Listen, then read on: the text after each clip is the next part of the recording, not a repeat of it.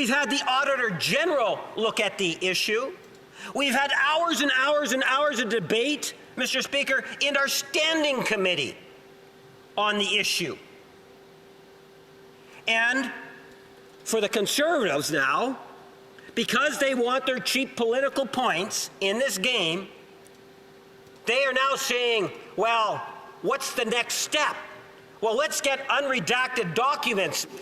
I think we have a point of order from the honourable member. Thank goodness. Mr. Speaker, I just wanted to give the translators some time to ease their ears. It's quite voluminous what we're hearing across the aisle. I appreciate the thought for our translators, but I don't think that's really a call for order.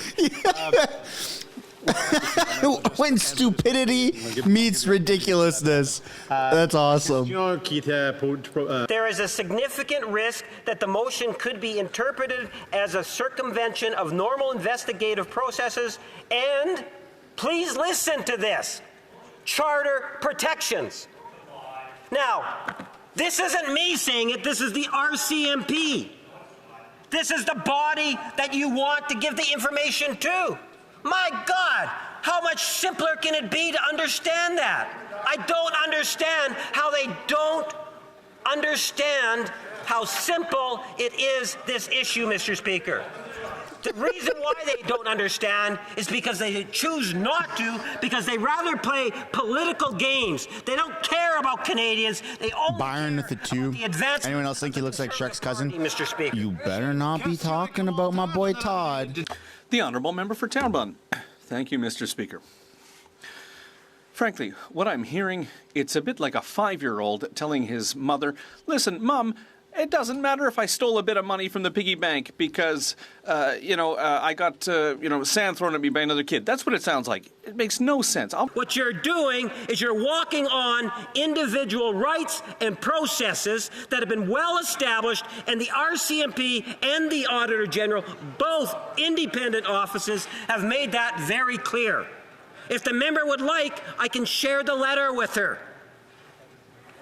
Need to remind I just need to remind individuals to actually come through the hilarious. We're talking and having this debate. Questions and comments? The honourable for Fleet. Byron with the two. Finally, Gollum is done talking. You spoke too soon. Mr. Chair.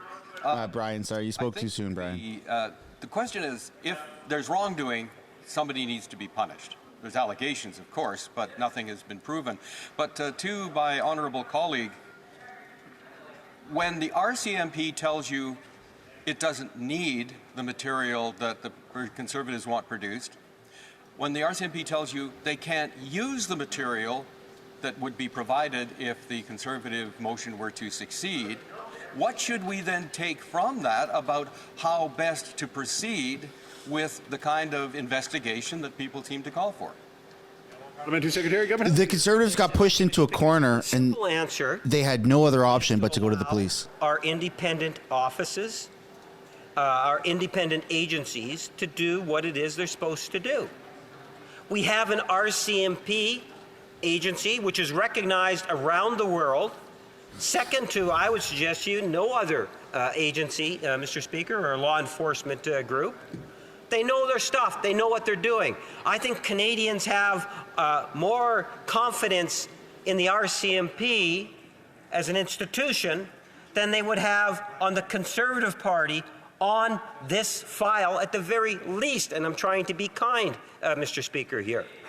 I would suggest to you that we let individuals do the job that they're supposed to be doing. On this issue, allow more discussion in standing committees. That's why we have standing committees, to be able to go through the documents.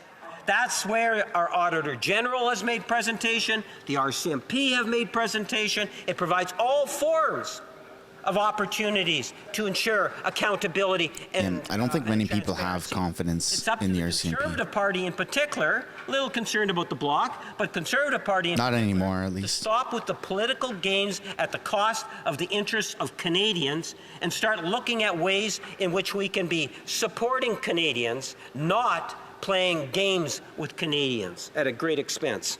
Speaker. A couple clarifications and then a simple question for the member opposite.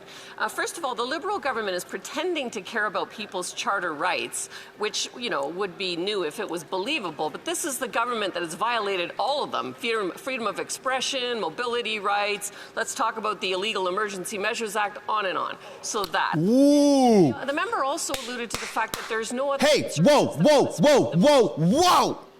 whoa. That never gets brought up by Conservative MP. Throw some freaking W's in the chat, man. That is phenomenal. Shout out to Marilyn for actually saying that. Because a lot of Conservative MPs have just ignored the fact that the Emergencies Act was illegally invoked. They don't want to touch it with a 10-foot pole. They're going to get called deniers by Liberals, blah, blah, blah, blah, blah, blah, blah. You know how it goes, right? Greasy game of politics. Shout out to her for actually saying that, man. That's phenomenal. That's phenomenal. Good job, Marilyn. You have just gained more respect from Canadians. I hope. You gain more respect from me for saying that. That's phenomenal. And that's why we have amendments and sub-amendments. Well, I have not had a chance, Mr. Speaker, to speak to this privileged debate, and I would love to do so. So those are my clarifications. My question is this. The Auditor General says there's 186 conflicts of interest with the $400 million given to people's companies. The whistleblower said there was criminality involved. If the Liberal government really believes there's nothing to see here, why won't they produce the papers? Honourable Parliamentary Secretary to the Government House Leader. Well, Mr. Speaker, the government has cooperated and produced the papers. That's been produced, just like Brian Mulroney and other levels of government have done in the past. The issue for the Conservative Party... No, the government's not cooperating. There's a redaction in certain aspects of the papers.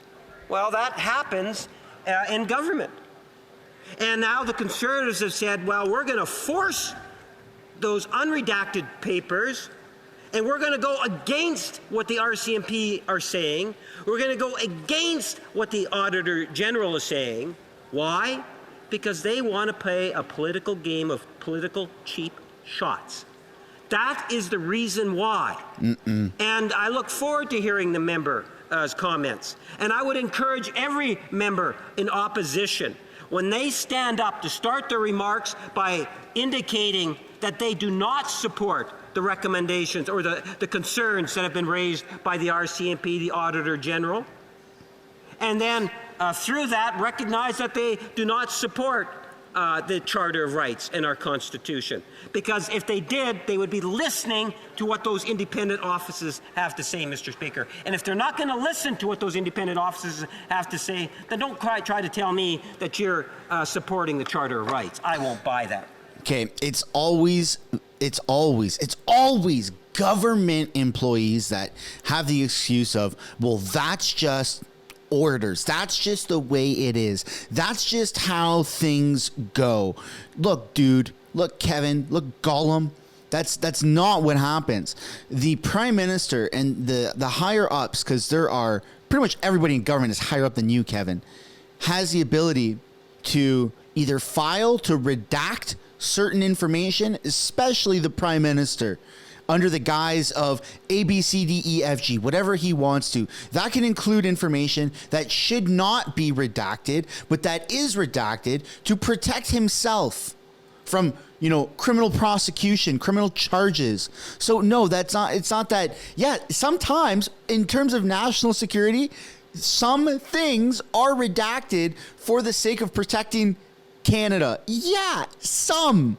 Not $400 million slush fund that has been proven by whistleblowers. That's been proven. Oh, how many Randys are there? There's only one. But somehow he duplicated himself. That's proven that these liberal insiders are sending some of that $400 million of slush fund money to their own companies that are numbered 1, 2, 3, 4, 5, 6 LTD companies, right? This is freaking insane. Are you kidding me? And he's just saying, well, that's just how it is. Get out of here. Nobody is buying that. Nobody.